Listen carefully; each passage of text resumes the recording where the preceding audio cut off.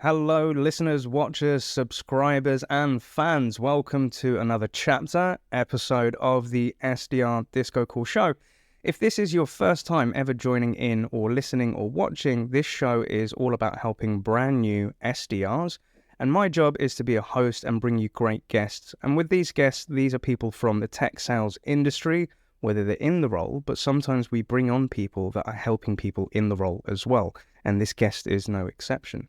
So this person is somebody that I have a lot of respect and time and love for because of what they are doing for the tech sales industry. And I'm actually working with a few of their colleagues as well in the past few months, and they've been guests on this show as well. But guests, could you please introduce yourself? Who are you and where are you from? So I'm Omar, one of the co-founders of TrainYo. In terms of where I'm from, where I'm based, I'm based out in Birmingham, based in the UK. Love it. We've got a Brummie on the show. And Omar, you said that you're one of the co-founders for TrainYo. What does TrainYo do at a high level? So on the back end, the whole purpose and mission of what we do is to try and help people from all backgrounds break into the tech sector, starting with sales. We've got a big belief around leveling the playing field and make sure that opportunities are fair and equal for everyone, no matter your background, your education, where you're from, your country. Everything should really be on a level playing field. So on a high level perspective, from a social perspective, that's what we do. Love that. So to kind of summarize that, so you're helping people from any sort of background or diversity to get into tech sales, and you guys are helping those people get into this great career. Is that right? Yep, exactly what we do. Love it. And you can understand why, guests and listeners, why we're having you on the show. And a gentle reminder for our listeners, watchers and subscribers, if you're listening to this in your local podcast platform, please make sure that you give us a like, rating, and subscribe to the podcast. And if you're watching this on YouTube, please give us a like, comment, and subscribe down below. And if you've got any questions for the guests, put them in the comments and we'll send them to them. So Omar, outside of tech sales and working at TrainYo, what do you like to get up to? What floats your boat? What are your hobbies and passions and interests? Well, since starting TrainYo, I don't really get a chance to do anything else. And right, life goes back. But I still go gym. That's like my thing. I go gym pretty much every day. Lift weights. That's like what I really enjoy doing. I used to play football a lot when I was younger, but injuries galore. Like my knees and everything hurt now. As you get older, so I don't get to play as much as I used to. So now it's pretty much just work, and then I'll go gym every other day and train. That's kind of like how I de-stress and what I enjoy doing. Some nice TrainYo. See what I did there? I love that. All right, so and also just out of curiosity, so for somebody that comes from Brum, working in this sort of industry, when friends and family ask you, Omar, like, what is an SDR or what is tech sales, how do you simplify it for them? Oh, no one knows what it actually is. Yeah. The simplest way to really say it is you work in like software sales, or technology sales, or you work in a technology company. It's very difficult to explain it like to outside people. The easiest way to do it is just I sell technology. That's the simplest way that I can probably put it. I love that. And then when they ask you, so what do you do in that? How do you explain and simplify it to them? Oh, that's another topic, right? I think friends and family still don't know what I do really. I think they think I'm a bum or I just would you. I honestly think that's what they believe. My mom says the whole time. In terms of what I do, now I'm just at a point where we've got a technology company and we help people from different backgrounds break into tech, and we have a couple of platforms. That's what pretty much we do, and most people just switch off and say, okay. I love the honesty, dude. Thank you so much. So as most of our watchers and listeners know, at this point of the show, we go into our guest's LinkedIn profile. And as a reminder, you can always check out our guests via the show notes, because we'll put in their LinkedIn profile URL so you can connect with them. You can check them out if you want to reach out to them and ask them any questions based off what you're hearing or listening today. Feel free to do so. And with Omar, with your LinkedIn profile, you guys are really pumping out some really cool content at the moment. Like you've got this cold calling show going on with Benjamin and the team as well. So guys and girls, highly recommend checking out Omar's content alongside TrainYo. They've got some freaking amazing stuff and I absolutely love it. But coming to yourself, Omar, and like your career, you've had pretty much a colourful career. You've been in different sort of projects and backgrounds and industries and, coming up to being a co-founder in your own tech company. Could you walk us through, like in your own words, like how did it begin? how did you get into this passion of sales? How did you work through these companies, and how did you end up, launching your own tech company, dude? Yeah. So you want to go right from the beginning? Let's take it way back, dude. Okay. They really, I mean, when I talk to a lot of other people and, really smart people, there's always like a really logical flow in their careers. Like there's a reason why they did this, they did this. With me, I don't really think that was the case, right? First sales role was a door-to-door commission sales role. That was when I was like in between like sixth form and like university, right? Well, I wasn't going to go to university. I was at 18. My friend was doing this sales job. He was like, yo, like, you should come do it. And I was like, all right, safe, let me just do it. Yeah. When it was door-to-door, selling Sky, commission only, 7 a.m. wake-ups, getting home at 12, knocking on doors all day. Grind. But I loved it, man. Like, it was, I need to brainwash you a little bit, right? You go in and there's all this energy and it's like, wow. And I was just like, wow. I was turned out to hours, I was quite good at it. First week I made nothing. So I was working like 50 hours, 60 hours, made nothing. But then the second week, I think I made like $1,000. Wow. At that age was like, whoa. Like, and then that's a lot of money. I was like, whoa, like I'm ringing the bell and I'm making, and I think in a month, I must have made, £1,500, £1,600 all in. And like, for me, that was like, what, you're 17, you're like, wow. Yeah. All in, right? Yeah. Just that's mental, if I remember correctly. But I was like, yo, I want to do this forever. And no one to leave. My dad was like, nah, you can't. Do the rest of your entire life. Go to university, etc. So begrudgingly, obviously, I was living at home at the time. So you kind of got to do what your parents say, yeah. So left after about 5-6 weeks. Went to uni for a year, didn't really do anything, just spent back them days I don't know if you remember, we used to get grants and stuff like that. Yeah. So I got about three or 4 grand in grants and loans and just spunked it all. Like 5 lessons for the year. Then my dad was like, well, you're not doing nothing, are you? And I was like, no. So then went into, so now I was like getting to work, did an apprenticeship for a really big company in Birmingham called Wesley, and it's like everyone in Brum knows it's a really big building. They do, but they know they've got one of the nicest buildings in the city centre, right? Went there to do an insurance apprenticeship. Hated it, like it was just rubbish. Like it wasn't even about the money, was shit. It was just, I was doing nothing. I was on a database entering things in. I was scraping gum off a table. I think that was the last straw. Like, I said, training my career, right? Where I just get pissed and just leave places. I do now. I was like, forget this, I ain't doing it. Had my notice. Yeah. Got bollocked at home for that. I was like, yo, I can't do nothing. Yeah. So then, I thought I'm gonna go back into sales. So I made the intention to go into sales. So then Got you. went to the job center. I said, I'm not gonna sign on. Just give me all of your sales jobs, and I'm just gonna go and hammer them. Nice. They gave me a list of about 50 sales jobs, right? They're like, well, you want all these? Like, no, that's what I want to do. Don't worry, I'll sort it out myself. Because job centers don't actually help you, right? They don't know about the CVs. They don't know about anything. Like, don't mind. Applied to all of them. Got a job at it's like a startup selling an online magazine company. Probably a bit of a boiler environment. I don't think my subscription numbers are real. I don't think what I was selling was but it was just pure cold calling, right? Cold calling like hotels, tour operators, anyone in the travel industry. Back in the day, we had a phone, like a hand phone, right? You had your Excel spreadsheet. Go on Google, get your numbers, call up the main office, and just hammer through, right? So I did that. Really enjoyed it again. Did well there, but the first month was tough. First month, like didn't get any sales right. I was just about to get sacked. They kept with me because they thought I had something right. But then this day I was gonna get sacked. But then I managed to close like a 250 deal with some Mexican company with a guy that only speak English, right? I always remember that. And they decided to keep me on.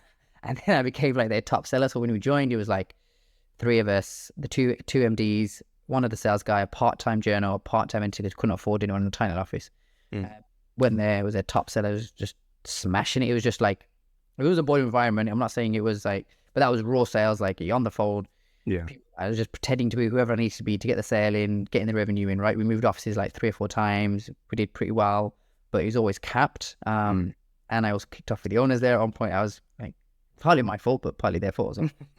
Kicked off with the owners again, handing my notice in. And this time I was living on my own. So then I never had no savings. Yeah. For whatever reason.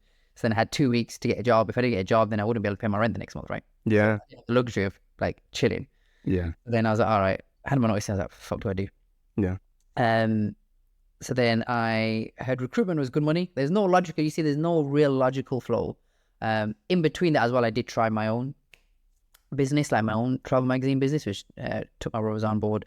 didn't work out because I was the only real salesperson there, and you're covering. I learned a lot from that, to be fair. So I did have 6 months to work out.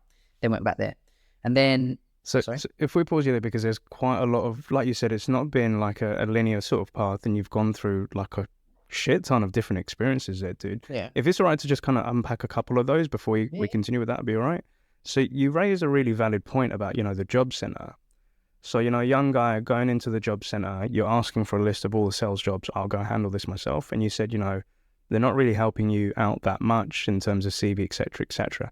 And that does remind me of like being a young dude. And when I wanted to get, because I left college, I didn't go to university, I had to go job hunting. And it was a very daunting thing for a young individual who just got his national insurance card and trying to figure out the working world and going into this job center. I remember they used to have these massive LCD computer screens where you type in what you're trying to look for, prints out some carbon copy crap paper of the jobs you're going through there. Like, I don't know how many people still go to job center looking for jobs compared to like going on to an online job board and stuff like that. But for somebody that's been through that experience, and maybe a young individual is listening to this show today, they're thinking about the job center, what advice would you give to that person when going into something like a job center or a job board? To a job center, hound them. The issue is, with the job center people, I don't know, it's not necessarily their fault. One, they're underpaid. Two, they're not trained on how to write CVs. They're not trained on how to teach you to interview or how to actually apply to jobs. That's not what they're trained on. They just kind of just paid not enough money, administration, get in, get out, right? So don't go there with an expectation where they're actually going to actually help, because they don't have the skill set to do so, and it's not their fault.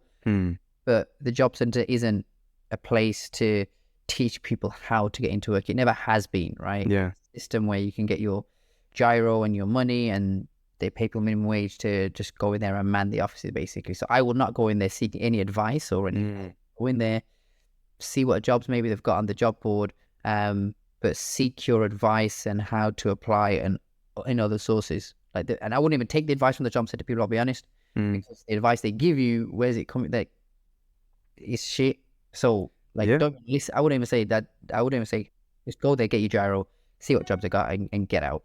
It's not relevant. I agree with you, because I remember I used to work within housing benefits, and we used to connect with the DWP and like job centers and stuff like that. And it used to be a very, like, seeing people come in to, claim their state benefits and then look for jobs, and they would come to these interviews with me saying, I'm looking at this job and this job. And I'm like, why are you going for these sort of roles and jobs? And they're like, because it just pays a wage. But there was, to your point, nobody counseling or coaching them what to look for, how to specify a job that they want. You're very right in that sense. And then moving, to the next point of, you're going into these sales roles, you're cold calling, you're selling magazine subscriptions, you're closing your first thing. And a lot of people that come into this role, like cold calling, it's like an alien thing for them. And you've got a show on it, right? Like, how did you get into that knack of just getting over the fear of getting on the call, being whoever you needed to be to have that conversation? How did you muster that up, Omar? There was no fear about it. Like, it's just what you do. Like, I knocked on doors. Do you know what I mean? As a 17-year-old, like, you're knocking on doors and you're pointing to walk into people's houses with a technique that you used to use, right? Like, what's picking up the phone? Like, door to door is and that was never scary for me. Like, door to door is the purest form of sale, right? It is the hardest. You're in front of someone, they've never met you. You've got to find a way to get into their house, to have a cup of tea and sell to them. Like, if you can do that, then like picking up the phone isn't hard. Like, I was never like, oh my God, I've got to pick up the phone and do something. And maybe it's because I was a bit raw and I was naive and I just didn't care. They're like, I need to make money. I didn't really give a damn about nothing else, and I was going to do what I needed to do. So there was never a fear. It took time to get good at it, but I never had a fear of it. Love that. And as you mentioned, like going through different positions, like commission was capped. You even tried to launch your own business, bringing your brothers on board. So, you're having different experiences of like going through sales experiences, going through tough points, having successes, having winnings. And I can start to feel you're starting to build up this inertia of driving you forward, because you've got a goal of, you want to earn money, you want to have what you want to have. And you came to that point of, right, if I don't get a job and I don't get an income, I can't pay my rent. So you've hit like Skid Row if you're not careful. Like, what happened at that point? I just said I gotta do it. Like, it wasn't, I don't think it was a case of breaking down and thinking, oh my God, it was just the fact that if I stopped, then I wouldn't hit that target of starting by that start date. Like, I knew I had to start by this start date, right?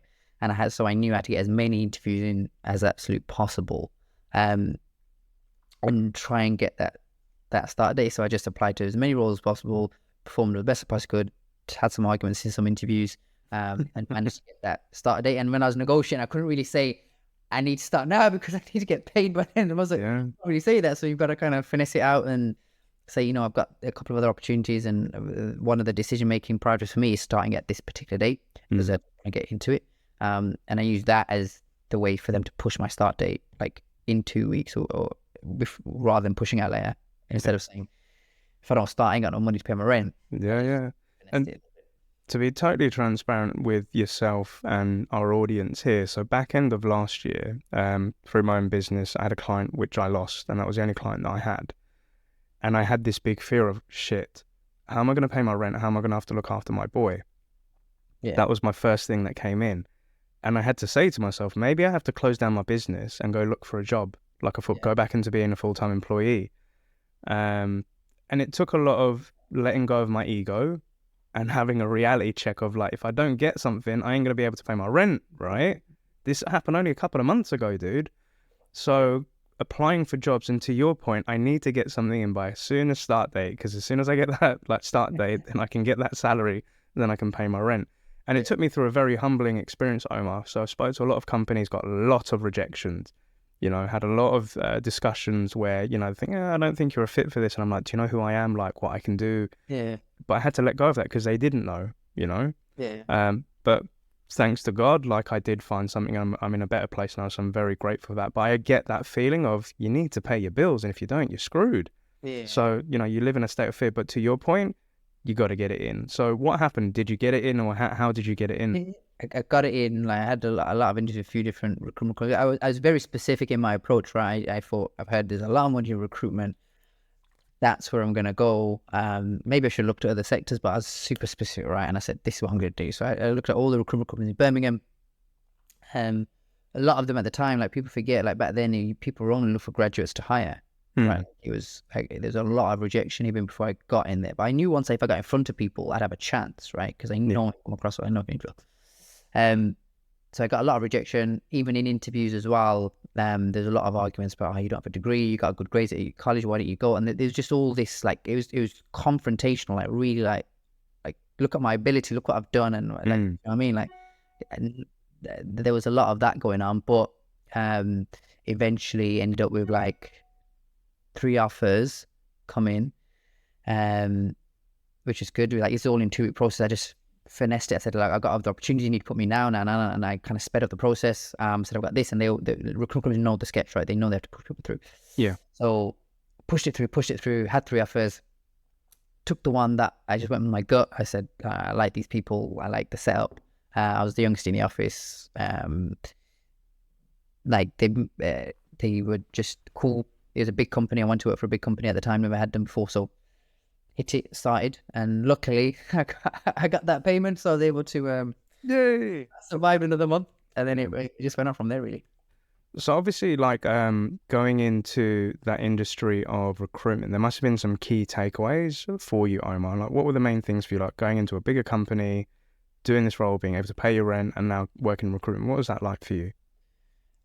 Super interesting. Key takeaways, one of the things that I kind of was exposed to was the not so good things about working in a big company, which was KPIs for KPI's sake, and metrics, and having to do certain things that weren't conducive to the role, like having to report on certain things that weren't beneficial for me, but were beneficial for the business on a higher level, right? And I know it's a lot of red tape, and to get things moving, it took a lot of time. Those are some of the, it was good to experience that, right? But those are some of the negatives there. But honestly, I took away more good than bad. I think that's where I developed a mad work ethic, because 6 months in, they set up a new division called Exec Search, and the manager then was like my temp manager before, and he was saying it up, and he was like, yo, you wanna come join us? Like, it's gonna be hard, but the deal sizes and the commission is gonna be way better once you get it off the ground. And like, one thing I noticed through my career, whether I knew or not, I always took and this is a good thing, but I don't know if I did it consciously or subconsciously. I always took the more difficult option because that was more appealing to me. So the opportunity to build out an exec search division, work with like CEOs and the C-level and build out a whole new thing. I didn't realize how hard it was going to be, but I was like, yo, that's something sick. Yeah. A little time it was super hard. So one thing in terms of strategical perspective, I really learned how to speak to like C-level and build out new markets and new regions at quite a young age. Like the things I was doing was quite advanced. You're setting a whole new division, right? And I had to experiment and work out what sectors were working, what sectors weren't working.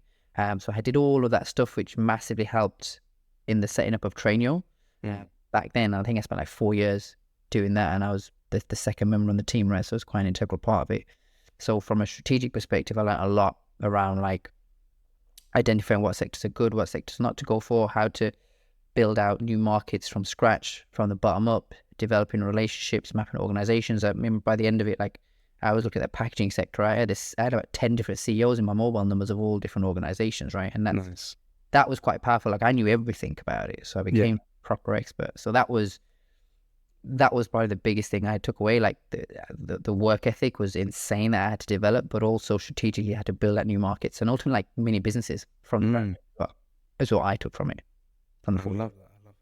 And, like a key piece that you said there about, learning how to speak to the C-level, rubbing shoulders with these people, having them on speed dial, right? Yeah. And I think when I speak to a lot of SDRs, whether they're prospecting or, they're applying for jobs and etc., and a lot of the time they're focusing on manager level or say director level.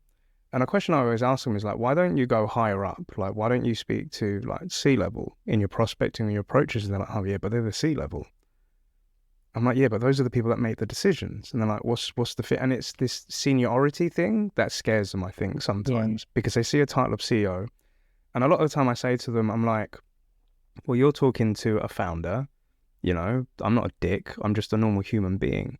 And I remind them that these people go home, they've got families, they watch TV, they put their feet up, they're just people, but they do have a job title.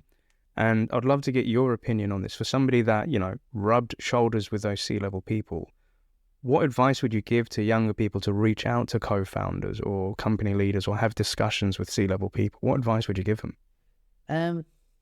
I honestly found it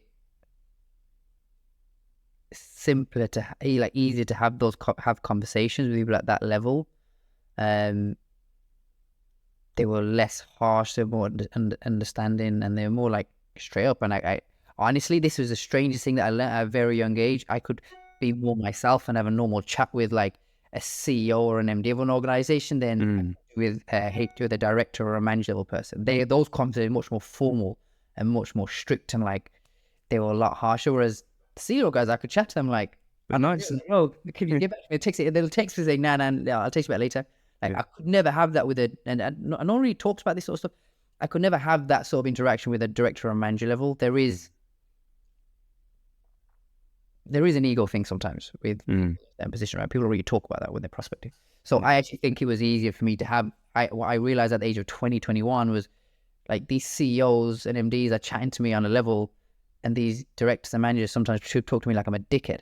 Yes. So, no one talks about that, right? But it's like an unspoken rule in itself. Yeah. Well, I would say you're probably gonna you're gonna have to be more straight to the point and obviously look at more of a business perspective in the conversation. But you'll probably have a more, if you can get the messaging right, you'll probably have a better conversation with someone at a C level because they'll be more understanding. They'll be less harsh, and you can get better decisions, right, from someone like, if you call me instead of calling Liam, who you're going to get a better conversation with, right? So I think it's just a putting on the pedestal. Like don't put them on a pedestal. They're just no person. Be really meaningful in your approach to them, and don't be afraid to like ask questions and have a conversation and poke and prod. Like get respect. I love that. Spoken like a true leader, dude. I absolutely freaking, and you're right, because the C-level people, they are in the business because they are people. Their job is to either manage people, lead people, empower people, or guide people. So just, speak to them on a normal level. And you're right, most of the co-founders and CEOs that I've met over my time, they are just nice people. Some are not, some are cool. And I have noticed like coming in either as a consultant and I'm working with VPs or directors, there is sometimes a bit of a chip on the shoulder. And they're like, Neil, you need to be doing this, you need to be doing that. And I'm just like, well, that's not the discussion I had with co-founder X, or, you know, like they're pretty cool and chill with me. Like, why are you talking to me like that? But I humble myself and I don't mention it. But when I meet up with a co-founder, I'm like, yeah, so what's this guy's issue and problem? Like, why is he talking to me like that? I said, oh, do you know what? Like, he's really worked hard for this and you're kind of an outsider that's coming in, but don't take it personally, Neil. I'm all right, cool. I've been there, I understood that. But coming back to yourself, dude, like hitting like I can see here, like 2018 hacker rank, you've donned the title sales development rep. You've kind of started now going into SDR life. How did you make that transition from recruitment to the gig of SDR? So after Huxley, I went to a smaller recruitment company, right? The Paleo, again, this when I say I choose the harder ones, I generally do. I had a few different offers because I think after 4 years at a big company like Huxley, you've got plenty of options. People know you're not going to last if you're shit, right? Those options. Didn't choose the highest paid one. It was a small run business, and I was gone in there to build out a whole new outbound function, basically from scratch. They were relying on inbound business for how many years? So they asked me to come in, do my research, and try and find a new sector, right? Like no guidance whatsoever. Oh, all right, cool. Sounds like something I can do. So then I did my research, and that's where I came across SaaS. Like I'd never heard of SaaS before. Like tech, to me, like I'm from Brom, like working class, no degree. I heard of the word tech, but we talk about it like it's some mythical place where sort of like, Fantasyland. like they're making dough, but they're like Oxbridge and they're amazing. And I was like, oh, fuck, I ain't gonna be able to do that. But then I researched it, and from a recruitment perspective, it's a perfect market. Like your entry level roles and even your mid level sales roles are really chunky salaries, which means you're charging 20%, which means fees, but there's also volume there as well. Like volume and fees are the two real big things, right? And there seemed to be kind of a shortage in the market as well on the time. So it's a perfect market to build out. So that's when I started building out, literally became like an expert on everything and all the SaaS companies, how they operate, what they do. Yeah. Yes. And that's where I kind of saw like the bias in the process as well. Like it was pretty clear, and no one talks about this, it's pretty clear that there's certain people only making it through the interview processes. It was blatantly only degree educated people, right? All the agencies advertised just pure grads. So I kind of saw that, and that's when I realized like the reason agencies only look at grads and only look at certain profiles is because that's what companies want. So we can't blame agencies for that because they're going to follow the money, right? So the businesses want that, the agency's not going to challenge them, right? And whenever I tried to challenge it, I'd have conversations, it would just be like, yeah, but then they still do the same goddamn thing, right?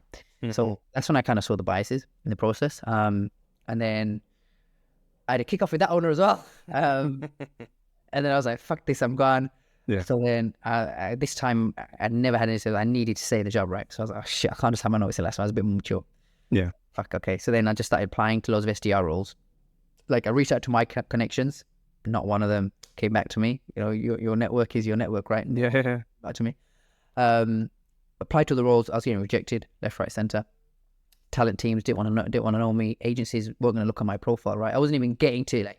And what was that doing to your mindset? Because similarly, like when I was job hunting back end of last year, and like I was having recruiters or ATS systems saying like, you have not been selected, you have not been making it through to the next round, and I'm like, really? Like, come on, dude. Like I can do shit for you.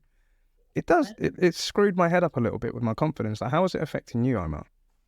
I don't think it really affected me at the time. Like I kind of knew I'd have to work hard. Like at this point, I'm used to having to work hard and everyone else anyway. Like I'm never gonna get the rub of the green, right?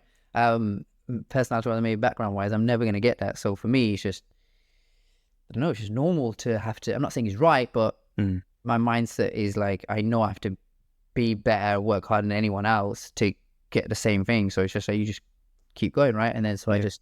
It's like prospecting my way into a job. Like I thought no one did that back then. So I was like cold calling and emailing sales directors directly. Love it. And they were like, yeah, actually fucking hell. Like, and I was like, you know, your TA team, I was in my head, your TA team's just rejecting me, right? And you asked me for an interview. So then that's how I got in, and I got multiple offers by the end, and I negotiated a pretty good entry level salary at that time.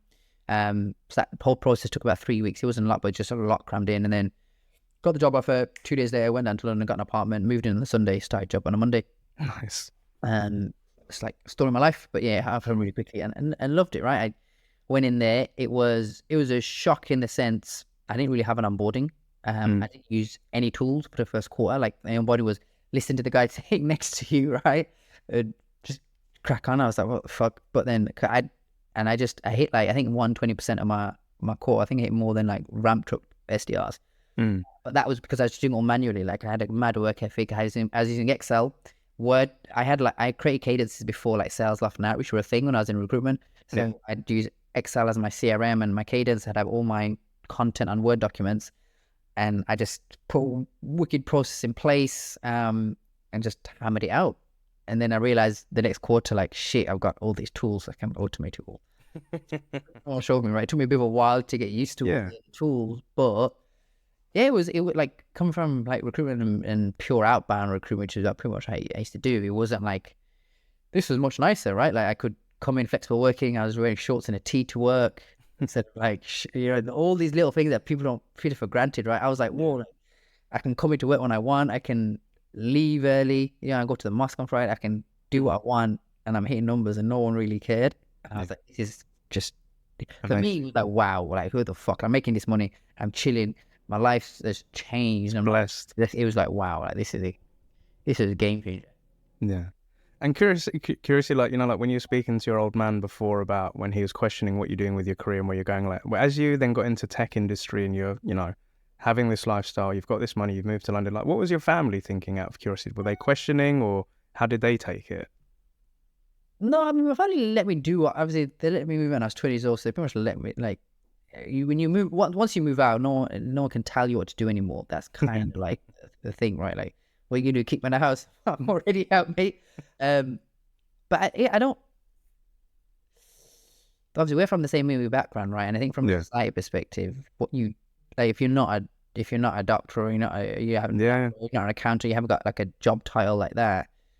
Whatever you do is never really going to be interesting. And if you don't live the traditional lifestyle of mortgage and finance, you're never really gonna, like, even now my parents probably still think I'm a bum. Like my dad's still same you know what I mean? So they don't really pay an interest. They think they all got a business, but they don't know what the hell it is. They just think I go gym every day and that's it, and eat right times a day. So they never really understood what this space is. It's not really a good space to kind of be in, but they're like, just let me do what I want. That I can definitely relate. So like for the listeners and audience and watchers out there, so having a Bangladeshi background and coming from an Asian community, to Omar's point, a lot of us growing up, it's this thing of being a doctor, being a lawyer, being in like a high class profession which is well paid. And at a young age, that just looked boring to me. I was just like, I don't want to do that stuff. But my dad and mum was like, well, you have to do it because such and such have done it, and you need to do this, and you need to have a family, And I was like, me and my sister were considered like black sheeps of our family because we just never listened to them, and we always argued with them, and then we did our own thing. And our parents said, oh, you always do what you want to do. I'm like, yeah, pretty much. And then like, launching a business, going into sales, like my dad, like he was an accountant, very fearful. And he just said, it's the wrong thing you're doing. You shouldn't be doing this. And, 6 years on, still doing it. And my mum is happy with it because I'm earning and I've got some sort of status, and she thinks, okay, well, that's good. He's doing his own company. He's fine. He's happy. And she talks to all the other aunties. And then sometimes I sit there when I go visit them. I said, oh, yeah, Neil's been to America. Neil is doing this. He's doing that. And I say to Mum, I was like, Mum, what do I do? She was like, you help people. And I'm like, okay, cool. She doesn't fully understand what it is. And I'm just like, all right, cool. And the funny thing was, because my sister, she's recently transitioned into sales. She used to work for a local authority. She's now become an AE. And I was like, yeah, you finally got it. It took you 10 years, but like, well done. Welcome to the crew, mate. Yeah. But coming back to yourself. So doing this SDR gig, seeing this life of tech sales, it's really amazing. What was the brainchild? How did it come about with TrainYo and yourself, and how did that start off? Yes. So when me and Sunil, I met Sunil years ago, right? When I was working in recruitment, about 10 years ago, right? 7 years ago. And we always said, we're going to do a business together one day. We don't know what it is, but one day they're going to do business, right? Because we got on pretty much straight away. You know me. So we're going to do a business. And I was like, yeah, one day. We'll see what we do, but we don't know. And then he was approached by another business and as me and Sunil got followed, he kind of came with me throughout my career, and then he was approached by another person to set up like a different version of a boot camp business where they used to charge people on the front, right? Sunil says, yeah, he kind of became a co-founder of that, and they realized the CEO was a scam. He was shit. Oh no. So then suddenly the mutiny. The guy that set up TrainYo, that is pestering me for about 4 months, says, "Yo, look, we can do so, and then I think he just hit me up, and then I think I was at the gym, and then I just had a wave. I was like, you know what, all right, this, if we'll join, if we don't charge people, we go down this route and this angle of fair rent. And he was like, yeah, fuck it, why not? I say, like, that's how we made decisions, right? It was just like a 2-minute conversation. And then I was like, yes, I was rolling my hamstring at the gym, and I was like, all right, safe, let's do it. And that was pretty much it. So we came together, we saw the opportunity to, like, we know in sales it's hard, people don't like it, people aren't trained properly, not set. We both experienced that, and then we both experienced what it was like to not have the same opportunity as everyone else, and we both knew what it was like not to know about tech either.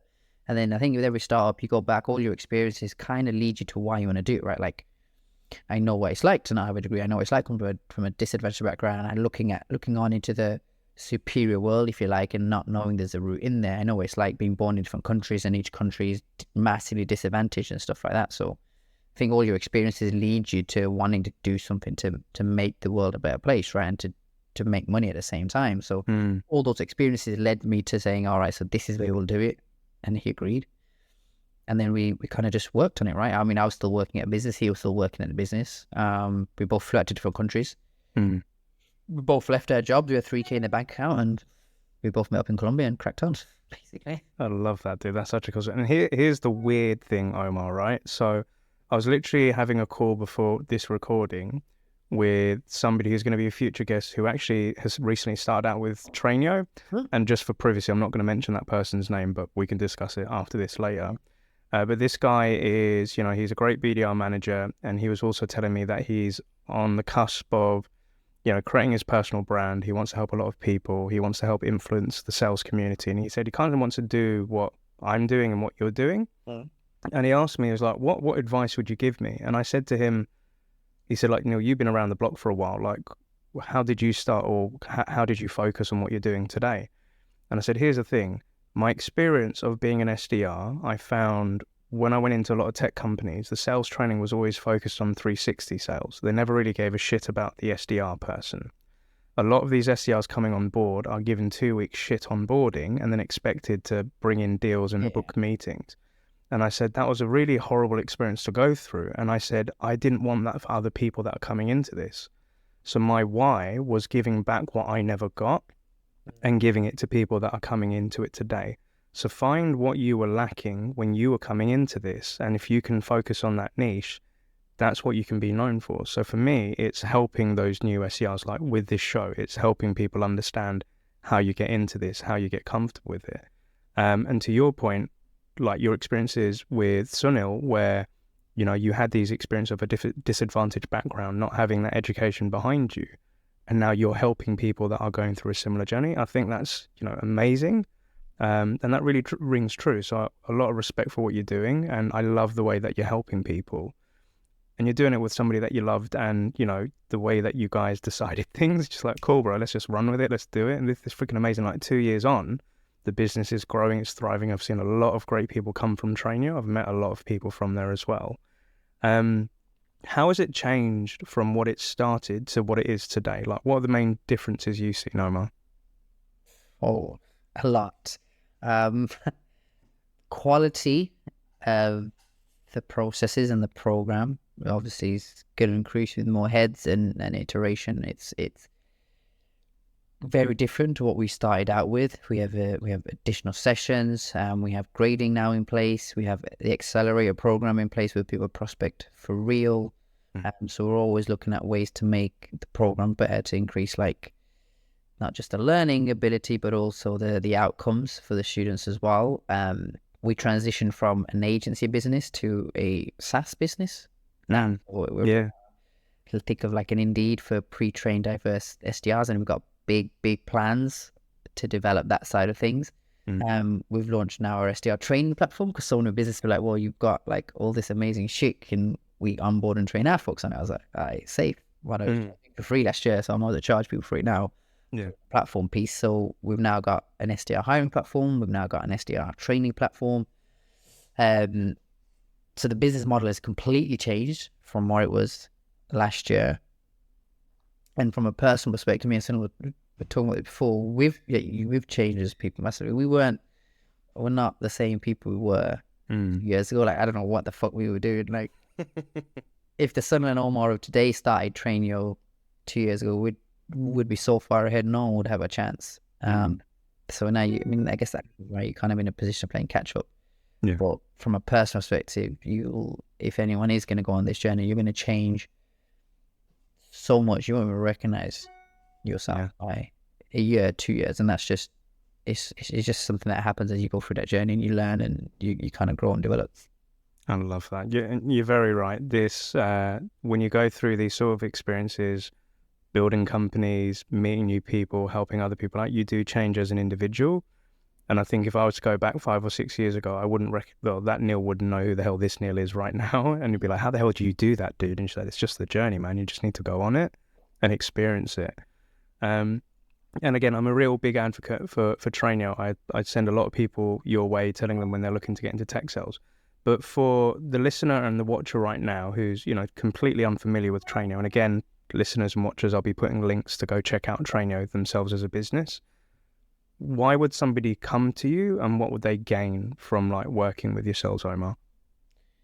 In terms of coming to us, it's to really set yourself up for greater success in the SDR role. The whole point of what we do is not like, of course, we want to get your role, but when you're on the boot camp, it's not geared towards just interviewing and how to succeed in that process, which a lot of programs are. It's all about making sure that you have the fundamental skills to get into role, but get into role and stay there and smash it as well. There's no point in getting a job, being shit and getting sacked, or finding out it's not for you at the same time as well. So by coming on the TrainYo program, you'll get insight from some of the best people in the industry. How often do you get access to VPs and sales directors and other kind of shit hot SDRs? Yeah. You get taught by absolutely the best people. You form an amazing community. You get to meet me, obviously, which is a nice thing. We set you up for success. It's not just about, and the big message I tell people on the program, it's not just about getting a job. It's about becoming an exceptional SDR. So when you do get that role, you'll kill it, you'll maximize your income, and you'll ultimately do well and progress better in your career. I think that's the big advantage that we have that no one else can really offer. I love that, dude. And obviously skills to help you pay your rent on time as well. Yeah, needles well, right? It's not a nice finish to be, man. Yeah, 100%. And before we kind of come towards the end of the show, the other piece that I wanted to ask is, obviously, for reference, ladies and gents, we're currently in May 2023, and the market is nuts at the minute, right? So jobs are sometimes hard to come by. Some people are getting laid off.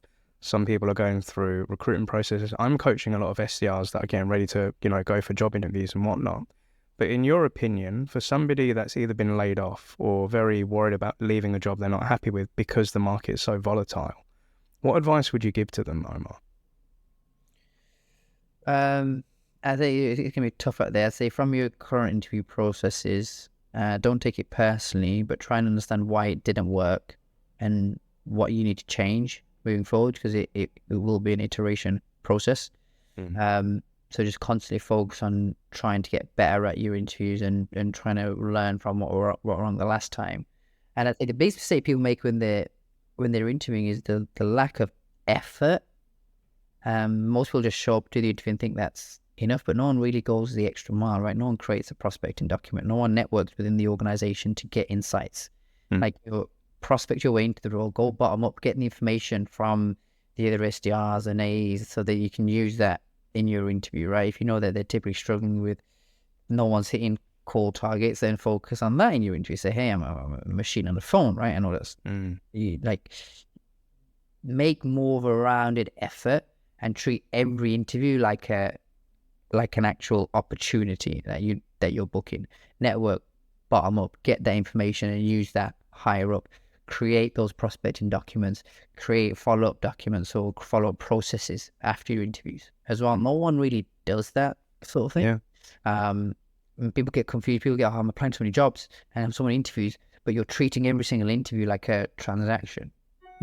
Make sure everyone is an actual opportunity that you work like you're working on opportunity in sales. Solid advice, dude. Solid advice indeed. And you're right.